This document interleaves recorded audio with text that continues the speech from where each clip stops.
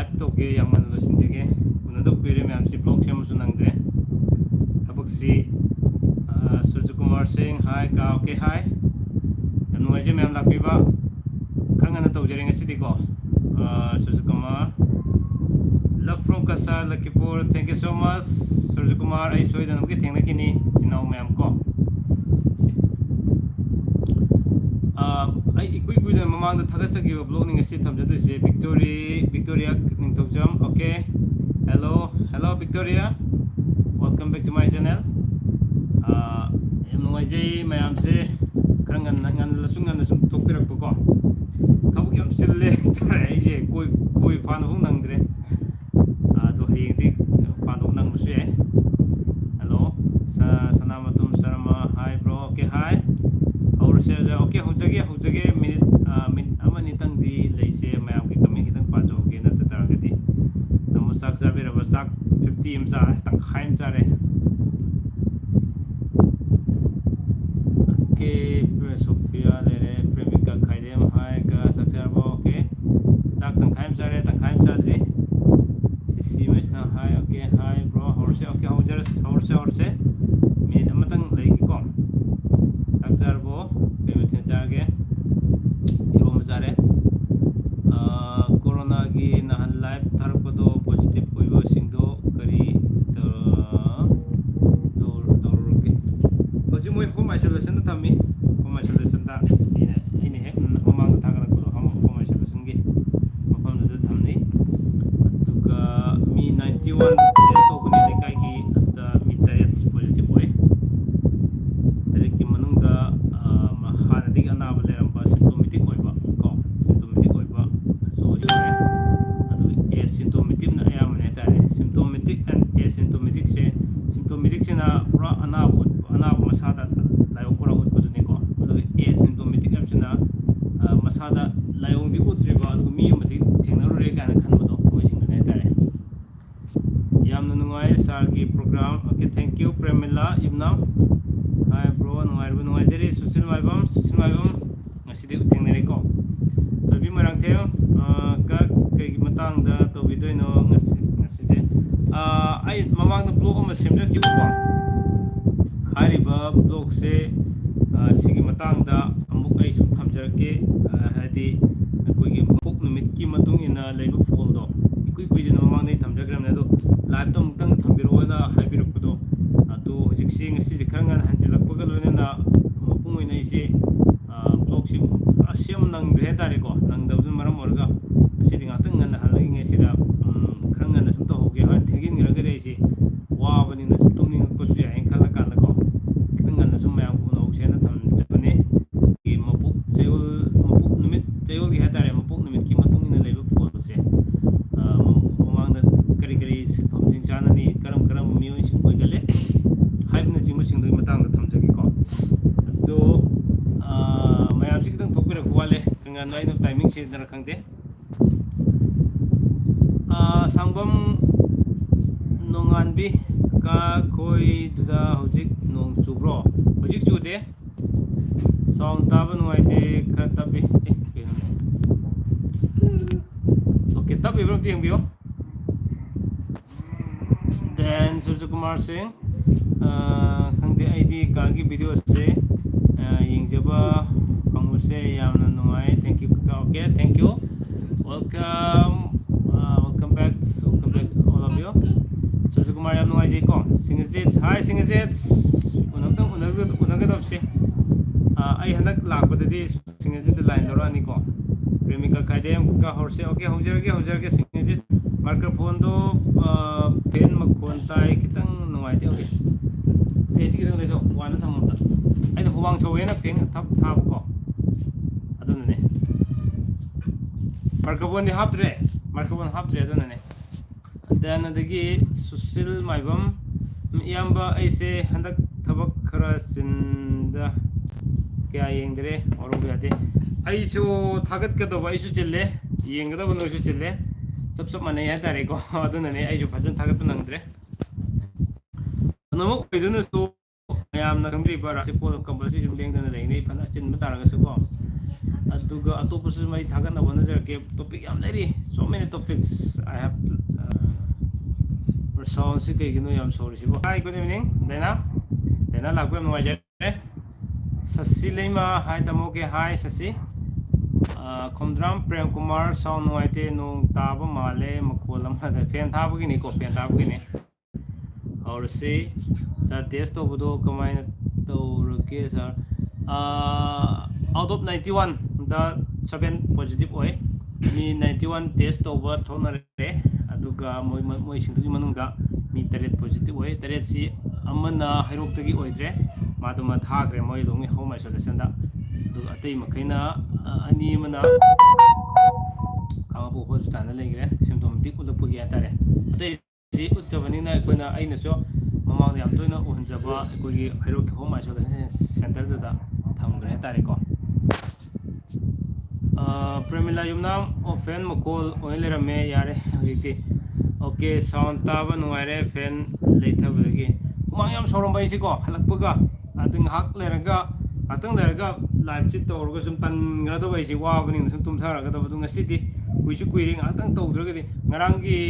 test tawfamda live thabasu mayam comment paaba nangdre tareको sum ai mayam du uhanjaningbagi thabane aduga kugi kanom tawgini vaccination gi numit amsu laigine tare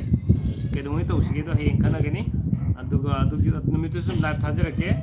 aduga numitu dei comment paaba nangbri yengi ko nangmusu ai numitu gi onadi ado atai matamda blog semasu paang ngamdre ngonda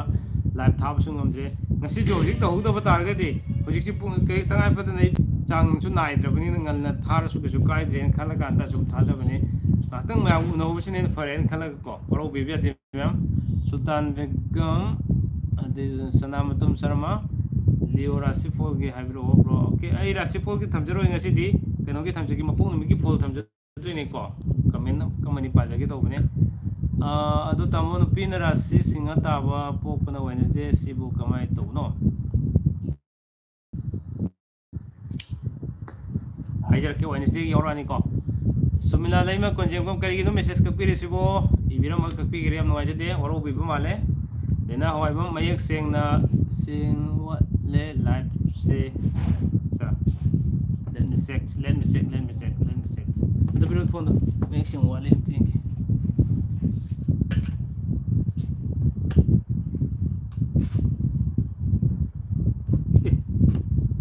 다금 쳤더라면 좀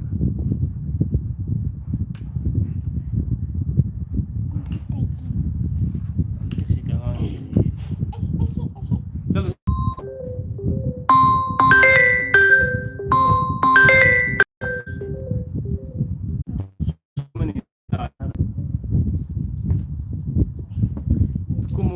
돌지고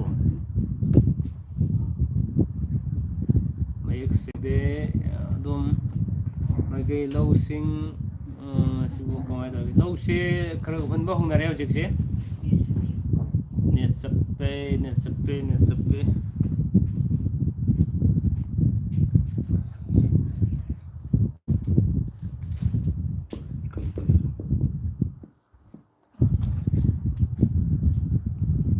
okay mi tanga view ko ma'am ai la nam tu jage chị không tăng tục rồi kia mèo rồi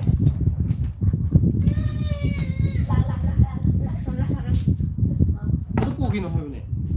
wifi thay này tôi muốn rồi ra mà ra ok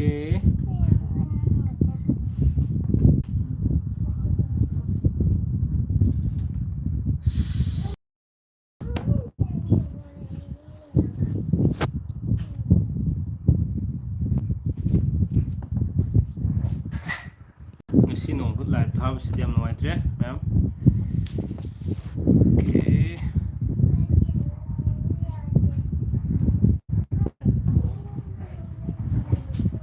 ma'am siang yarwam ding biu ne ai kya nam ta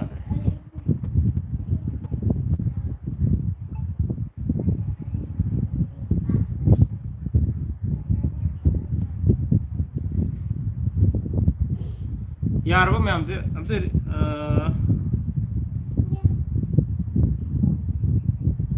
hello hello hello hello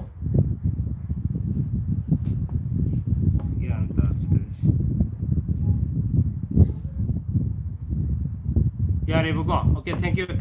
you Dana okay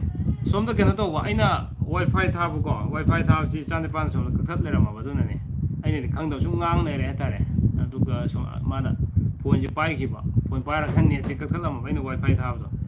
man disconnect tong lera me duna ne waro bibi ate ma'am sorry for interruption okay sing budi sing draba som kamai to game thabiro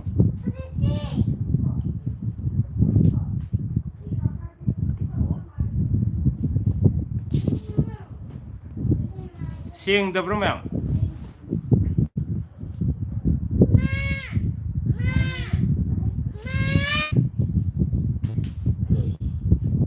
oh mani sani padane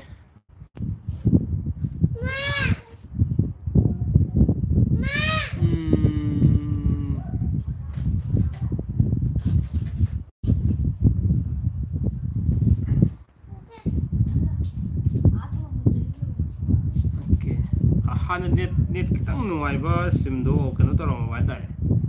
net hoira loi lera me do ne sing mu de kro wale okay mandira sinamina okay ai loi hajara ge let me start hojara ge ko aduga ai comment amu pa jage ke ai fan sing e ja rasmi thank you sing okay everyone jam nuai jare nuai ba pong ata pupire sat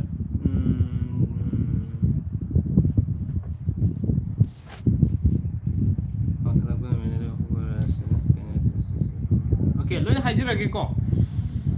ahan bada nuai ji numit pok pugi hajira ke ahan ba masai blog semjagre matung da mayamna habiro hangbiro na haibu gi ko amuk hanbiro na repeat obiro na haibu gi amuk thamjage ngasi ji repeat live tu na thamjage to ka ai thamjadringi mangoi na wafam thamjoge mayam nu sijar pai gi viewers sing na every friday numit kading gi oina ayuk ki pung 6 tagi na nungthin gi pung ama phau sida ai gi airtel number tu ko 9612-487-412 sida kano thabirakpasi mayam ki suggestion piningba amadi comment tawningba wang hangning mukni ma hangbirak bi ale dare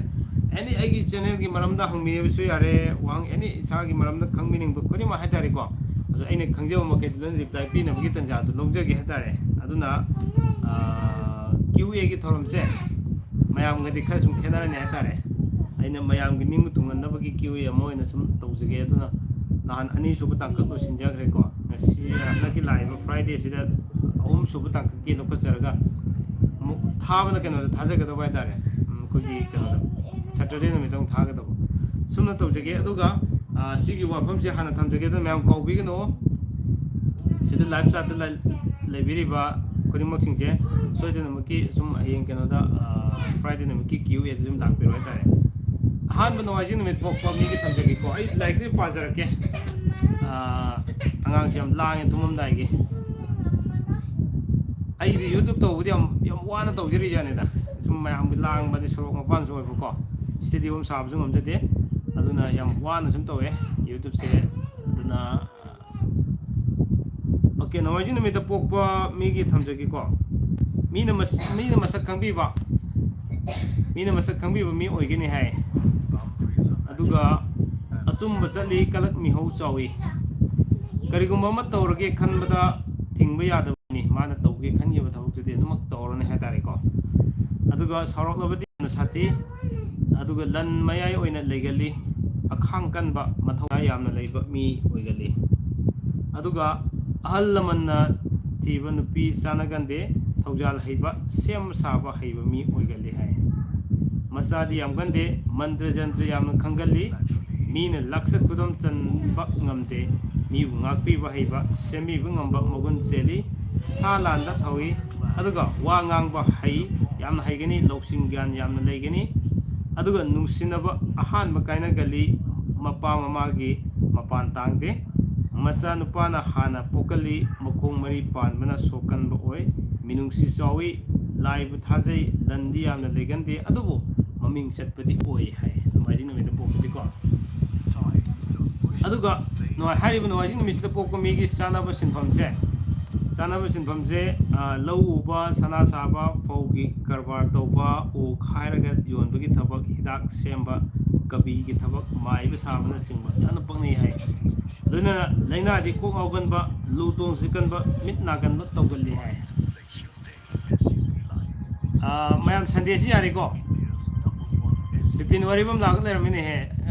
kai mathen sar ge ai sak si phajana chadri tangkai sare usarani takelambam aisu sunday po e okay sunday chana riba chana dabri yengbiro mayam sunday gi ji haijare aduga mathang si monday gi lakse ko monday gi se monday po ko kana kana no unda thumbs up tobiro like tobiro monday po mo kese bi yengjege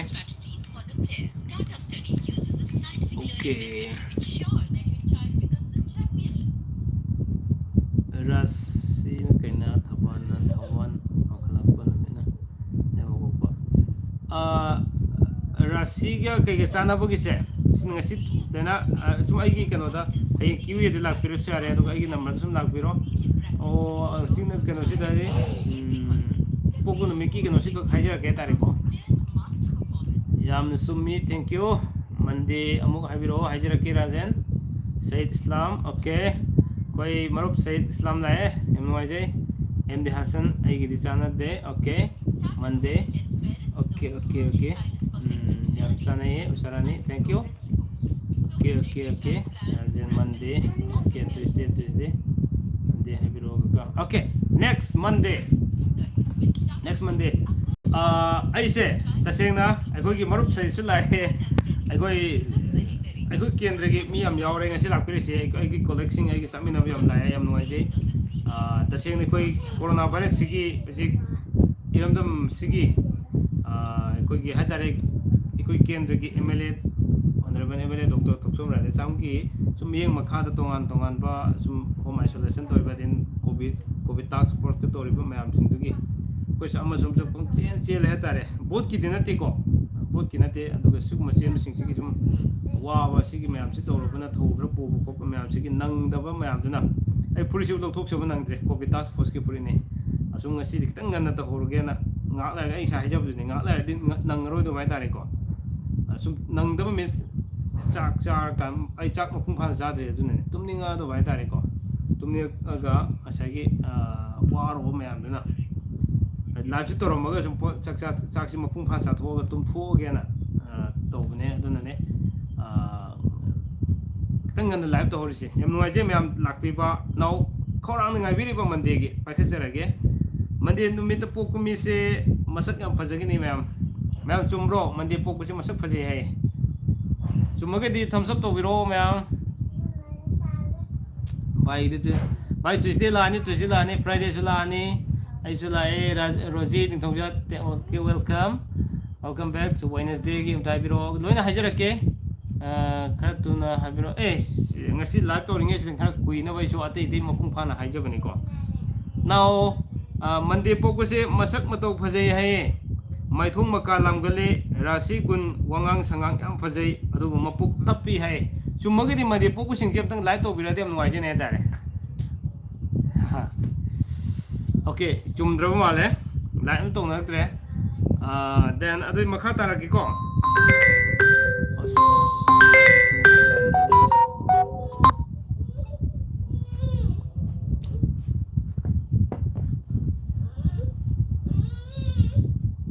marup sahit moenji ne pondori do kanada live thari am ta habi ko ba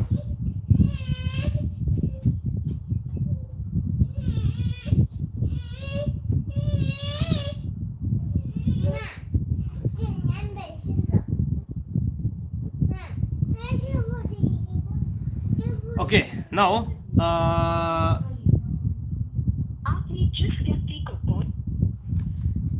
kaya okay sikido mingonda gi loning sagan ba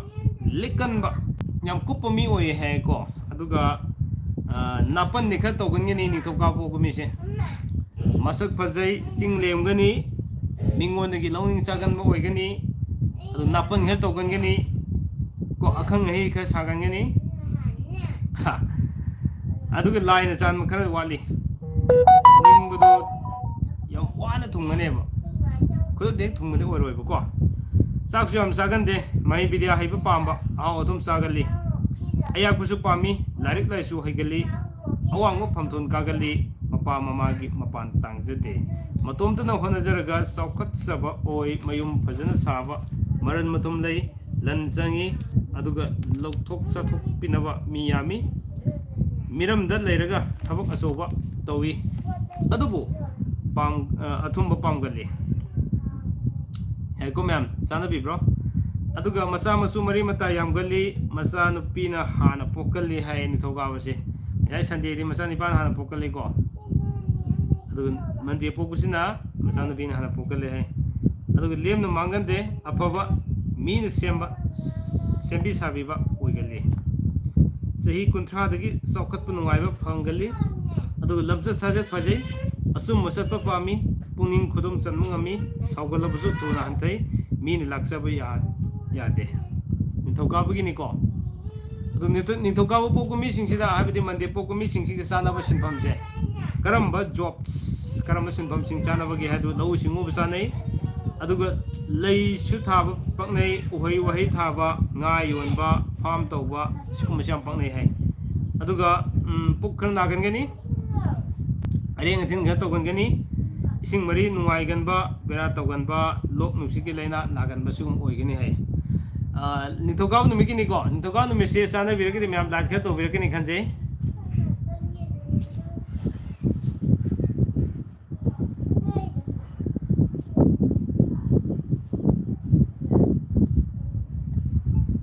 okay now lema pokpa Tuesday numi ki Tuesday numi to pokpa mi se yamna saugal le hai se sum ya na khangre marup sahit saugan bro yam saugal le hai ain haben ti laik na haram mani ko aduga thongna yam na lei thongna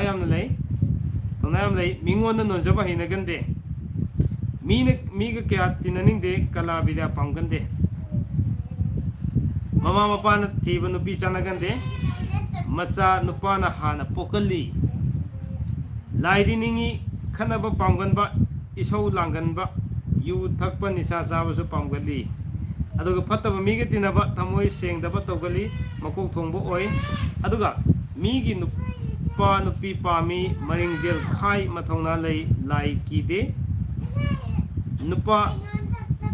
sorry mapa mama gi lan phangante lokthok sathok pinaba mi yamgani saugat pi ba mi yamde ningma thungande lan kya leite mi nadi nungsibi sagai nadi yengti aduga lining lai chun kya pamde lai bu thajagande hai aduga sinphamdi lowuba sipai gi thabak thang saba hidak semba sa san loiba yamna paknani hai masina leba ko gon mikine chana beragi de thumbs up to biro salam nambi hai okay md hasan sumusiyawe hoi loina mak chumba di oiroi ko khra sum lan ma khra loi yawni leba ko ba haja kre lena hoi bam kari mathen sar ge sak si ai koi gi mathel khangjadri friday gi am da biro loina hajar ke mandi yam sume sana da ba khra su yaw atu di khra yawni ko nares mai bam ai di saude okay thank you sume ha sanamatum okay thumbs up yam nambira yam nuai jai yam di mi di tinaning okay tinaningi mande chume pi ngak tapo e okay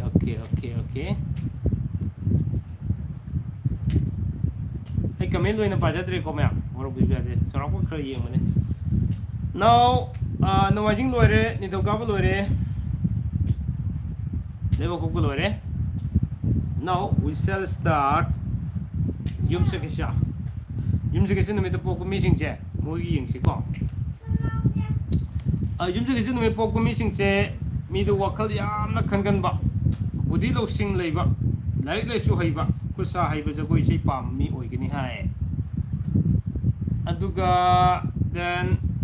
ꯀꯩ ꯌꯧꯈ꯭ꯔꯦ ꯈꯨꯠꯁꯥ ꯍꯩꯕ ꯖꯒꯣꯏ ꯏꯁꯩ ꯄꯥꯝꯕ ꯃꯤꯅꯨꯡꯁꯤ ꯈꯪꯕ ꯊꯕꯛ ꯅꯥꯟꯊꯣꯛꯄ ꯍꯩꯒꯜꯂꯤ ꯃꯄꯥ ꯃꯃꯥꯒꯤ ꯂꯟ ꯊꯨꯝ ꯐꯪꯒꯟꯗꯦ ꯏꯪ ꯇꯞꯄ ꯅꯤꯡꯉꯝꯗꯕ ꯑꯣꯏꯒꯜꯂꯤ ꯃꯤꯕꯨ ꯉꯥꯛꯄꯤ ꯍꯩꯕ ꯑꯃꯗꯤ ꯊꯃꯣꯏ ꯄꯦꯠꯄ ꯑꯣꯏꯒꯜꯂꯤ ꯃꯤꯅ ꯐꯔꯒ ꯐꯩ ꯐꯠꯇ꯭ꯔꯒꯅ ꯐꯠꯀꯟꯗꯦ ꯅꯨꯄꯤꯅ ꯄꯥꯝꯒꯜꯂꯤ ꯍꯧꯔꯛꯄꯗ ꯋꯥꯔꯕꯁꯨ ꯃꯃꯩꯗ ꯅꯨꯡꯉꯥꯏ ꯌꯥꯏꯐꯒꯜꯂꯤ ꯃꯄꯨꯛꯇ ꯈꯣꯡꯗ ꯑꯗꯒꯤ ꯐꯤꯅꯨꯡꯗ ꯁꯝꯕ꯭ꯔꯨ ꯂꯩꯒꯜꯂꯤ ꯂꯟꯗꯤ ꯃꯄꯨ ꯑꯣꯏ ꯃꯄꯥ ꯃꯃꯥꯒꯤ ꯃꯔꯟ ꯐꯪꯉꯤ ꯊꯕꯛꯇꯤ ꯀꯟꯅ ꯁꯨꯅꯤꯡꯗꯦ ꯑꯗꯨꯒ ꯁꯨꯔꯕꯗꯤ ꯃꯤꯅ ꯍꯦꯟꯗꯦ ꯂꯪꯐꯩ ꯑꯔꯥꯞꯄꯗ ꯆꯠꯂꯨ ꯍꯥꯏꯕꯤ ꯂꯩ ꯑꯗꯨꯒ ꯃꯩꯗ ꯏꯁꯤꯡꯗ ꯃꯍꯨ ꯄꯥꯟꯕꯗ ꯂꯥꯡꯐꯝ ꯂꯩ ꯅꯨꯄꯤ ꯅꯨꯄꯥꯗ ꯋꯥꯊꯣꯛꯀꯜꯂꯤ ꯂꯥꯏ ꯅꯤꯡꯉꯤ ꯑꯆꯨꯝꯕ ꯆꯠꯂꯤ ꯑꯈꯪ ꯑꯍꯩ ꯑꯣꯏ ꯑꯗꯨꯒ ꯃꯤꯅ ꯏꯀꯥꯏ ꯈꯨꯝꯅꯩ ꯃꯤꯒꯤ ꯃꯇꯨ ꯃꯋꯥ ꯄꯥꯝꯒꯜꯂꯤ ꯑꯗꯨꯒ ꯁꯤꯟꯐꯝꯁꯦ ꯃꯟꯇ꯭ꯔꯤ ꯐꯝꯅꯥꯏꯕ ꯑꯣꯐꯤꯁ ꯊꯕꯛ ꯑꯗꯒꯤ ꯀꯂꯥ ꯕꯤꯗ꯭ꯌꯥ ꯄꯨꯔꯣꯍꯤꯠ ꯊꯤꯀꯥꯗꯥꯔ ꯑꯣꯏꯕ ꯀꯕꯤ ꯂꯂꯣꯟ ꯏꯇꯤꯛ ꯇꯧꯕ ꯑꯁꯤꯅꯆꯤꯡꯕꯁꯤꯡꯁꯤ ꯌꯥꯝ ꯆꯥꯟꯅꯒꯅꯤ ꯑꯗꯨꯒ ꯂꯥꯏꯅꯥꯗꯤ ꯈꯧꯔꯤ ꯅꯥꯕ ꯀꯣꯛ ꯉꯥꯎꯒꯟꯕ ꯊꯃꯣꯏ ꯅꯥꯕ ꯏꯄꯥꯏ ꯍꯧꯕ ꯁꯤꯒꯨꯝꯕ ꯈꯔ ꯇꯧꯒꯜꯂꯤ ꯍꯥꯏꯇꯥꯔꯦꯀꯣ ꯃꯁꯤꯅ ꯌꯨꯝꯁꯀꯩꯁ ꯅꯨꯃꯤꯠꯀꯤꯅꯤ ꯆꯥꯟꯅꯕꯤꯔꯒꯗꯤ ꯊꯝꯆꯞ ꯈꯔ ꯂꯥꯛꯀꯅꯤ ꯈꯟꯖꯩ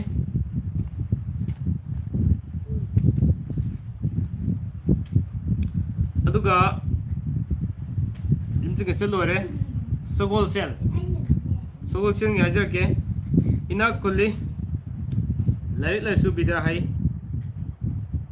ꯃꯄꯨꯛꯇ ꯋꯥ ꯊꯝꯕ ꯍꯩꯇꯦ ꯑꯗꯨꯒ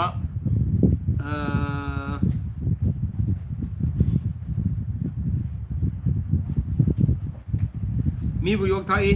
ꯃꯆꯥ ꯃꯁꯨ ꯌꯥꯝꯒꯜꯂꯤ ꯆꯤꯟ ꯄꯨꯛ ꯇꯌꯥꯡꯉꯤ ꯕꯨꯙꯤ ꯂꯧꯁꯤꯡ ꯒ꯭ꯌꯥꯟ ꯂꯩ ꯃꯆꯥ ꯌꯥꯝꯅ ꯄꯣꯛꯀꯜꯂꯤ ꯕꯤꯗ꯭ꯌꯥꯗ ꯃꯃꯤꯡ ꯆꯠꯀꯜꯂꯤ ꯂꯣꯏꯅꯅ ꯐꯝꯊꯣꯟ ꯋꯥꯡꯅ ꯀꯥꯒꯜꯂꯤ ꯀꯕꯤ ꯀꯜꯄꯅꯥꯒꯤ ꯋꯥꯈꯜ ꯌꯥꯝꯅ ꯂꯩ ꯁꯥꯁꯇ꯭ꯔꯒꯤ ꯅꯤꯌꯝ ꯌꯥꯝꯅ ꯈꯪꯒꯜꯂꯤ ꯃꯤꯉꯣꯟꯗ ꯊꯧꯖꯥꯜ ꯌꯥꯝꯅ ꯍꯩꯕ ꯃꯤ ꯑꯣꯏ ꯙꯔꯃ ꯂꯩ ꯑꯊꯨꯝꯕ ꯄꯥꯝꯃꯤ ꯀꯔꯤꯒꯨꯝꯕ ꯅꯤꯡꯕ ꯑꯃ ꯊꯨꯡꯒꯜꯂꯤ ꯂꯣꯏꯅꯅ ꯂꯥꯏꯅꯤꯡ ꯂꯤꯆꯠ ꯅꯤꯇꯤ ꯈꯪꯒꯜꯂꯤ ꯁꯤꯟꯐꯝꯗꯤ ꯃꯟꯇ꯭ꯔꯤ ꯐꯝꯅꯥꯏꯕ ꯑꯣꯐꯤꯁꯥꯔ ꯀꯂꯥ ꯕꯤꯗ꯭ꯌꯥ ꯄꯨꯔꯣꯍꯤꯠ ꯊꯤꯀꯥꯗꯥꯔ ꯑꯣꯏꯕ ꯂꯂꯣꯟ ꯏꯇꯤꯛ ꯇꯧꯕ ꯁꯤꯒꯨꯝꯕꯁꯤ ꯌꯥꯝꯅ ꯆꯥꯅꯩꯌꯦꯕꯀꯣ ꯑꯗꯨꯒ ꯂꯥꯏꯅꯥꯁꯤ ꯈꯧꯔꯤ ꯅꯥꯕ ꯀꯣꯛ ꯉꯥꯎꯒꯟꯕ ꯊꯃꯣꯏ ꯅꯥꯕ ꯏꯄꯥꯏ ꯍꯧꯕ ꯈꯔ ꯇꯧꯒꯜꯂꯤ ꯁꯨꯝꯅ ꯁꯒꯣꯜꯁꯦꯜꯒꯤ ꯂꯣꯏꯔꯕ ꯃꯇꯨꯡꯁꯤꯗ ꯏꯔꯥꯏ ꯅꯨꯃꯤꯠꯀꯤ ꯊꯝꯖꯒꯦ ꯏꯔꯥꯏꯕ ꯍꯦꯛ ꯍꯥꯏꯔꯒꯗꯤ QA ꯁꯨꯝ ꯅꯤꯡꯁꯤꯡꯉꯛꯄ ꯃꯌꯥꯝꯅ ꯍꯪꯕꯤꯔꯛꯀꯗꯕ ꯋꯥꯍꯪꯁꯤꯡꯗꯣ ꯍꯪꯕꯤꯔꯛꯑꯣ ꯏꯔꯥꯏ ꯅꯨꯃꯤꯠꯇ ꯀꯣ ꯏꯔꯥꯏ ꯅꯨꯃꯤꯠꯇ ꯄꯣꯛꯄ ꯃꯤꯁꯤꯡꯁꯦ ꯃꯁꯛ ꯃꯇꯧ ꯐꯖꯒꯜꯂꯤ ꯍꯥꯏ ꯑꯗꯨꯕꯨ ꯊꯣꯏꯆꯠ ꯋꯥꯡꯆꯠꯅꯩ ꯅꯣꯡꯁꯥꯒꯤ ꯃꯇꯧꯒꯨꯝꯃꯤ ꯃꯤ ꯀꯤꯒꯟꯗꯦ ꯉꯧꯊꯤ ꯉꯧꯋꯥꯒꯜꯂꯤ ꯆꯥꯕ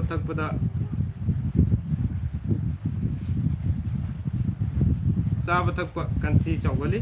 ꯅꯨꯄꯤꯅ ꯌꯥꯝꯅ ꯄꯥꯝꯒꯜꯂꯤ ꯑꯗꯨꯒ ꯅꯨꯄꯤ ꯑꯣꯏꯔꯒꯅ ꯅꯨꯄꯥꯅ ꯌꯥꯝ ꯄꯥꯝꯒꯜꯂꯤ ꯂꯤꯡꯖꯦꯜ ꯈꯥꯏ ꯃꯁꯥꯒꯤ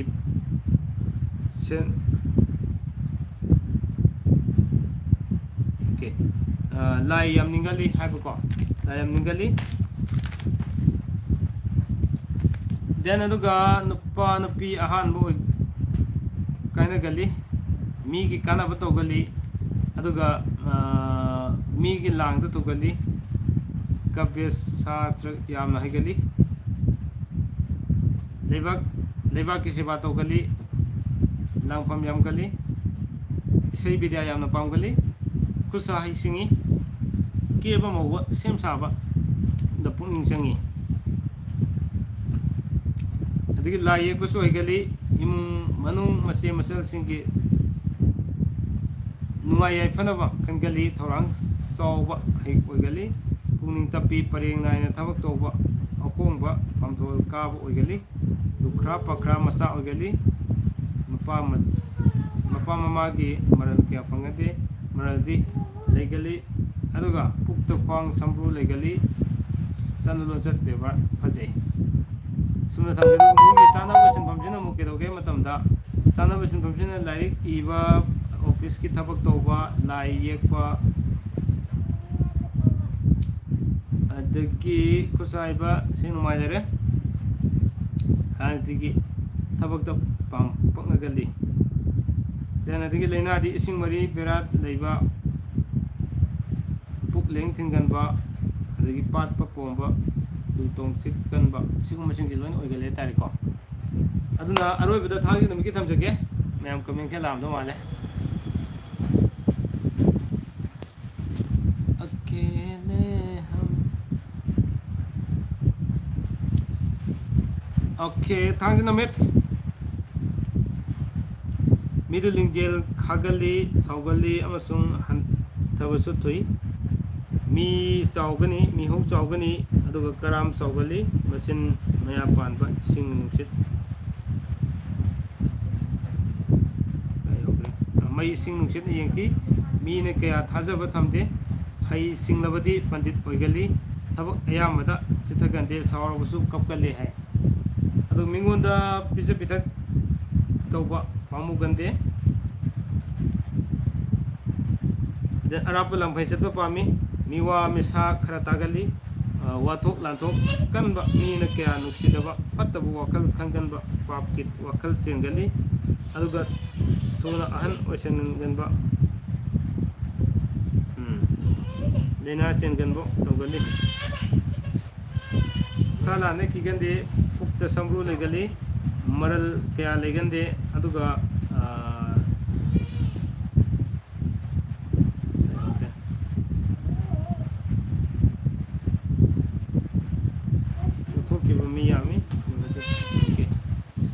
देन अदुगा मीगी मपाल तांग ने हिंग पामदे अचुंब पामी खन सेनबा चंग थोई मथक थोंगमना चांगली मखा ताप मीनदी यंगथी लन तुम मयाई ओइना लेगली सिंफमदी योट सुबा ngaगे फार्म तौबा लैसु थाबु योनबा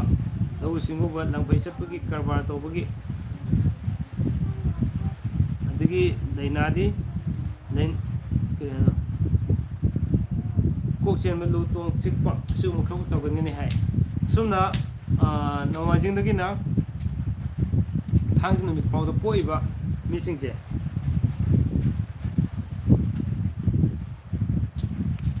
okay अदुना ngasi thamjariba topic ase koi mapok numit sigi matong ina chana ba sinpham hai tare kari ki chana yamasung maduda tawriba momo tawsing kari kari tawri ati koina okay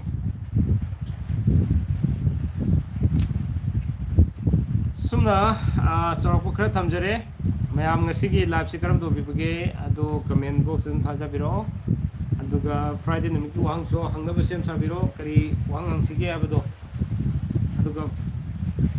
thang numit sum mayam uthok sarakine tare dudi ngasi gi live sidi tang so losinjage ko comment di am lerangani tuesday su gisu loin haijare aduna matang mayam gu thengnaba dik unaba ori utai sana phongjaba yam nuai okay adudi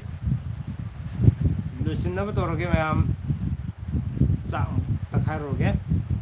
budhanaba bye bye